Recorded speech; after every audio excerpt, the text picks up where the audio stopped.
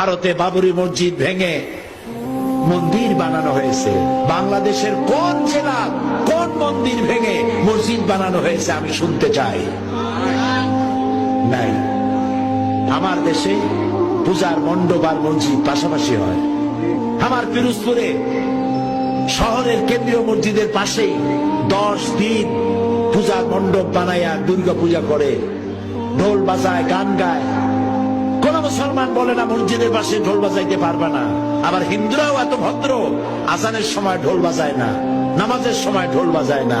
রোজার পূজা একসাথে হয়েছে, ওরা রোজা ডিস্টার্ব করে নাই আর মুসলমানেরা পূজা ডিস্টার্ব করে নাই। খালি কয় ঠিক আলহামদুলিল্লাহ বলতে পারো না?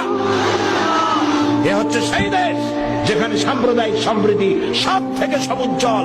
বাংলাদেশ বিগত 1000 বছরের সাম্প্রদায়িক সম্প্রীতির উজ্জ্বল দৃষ্টান্ত স্থাপন করেছে, দুনিয়া কোথাও নাই।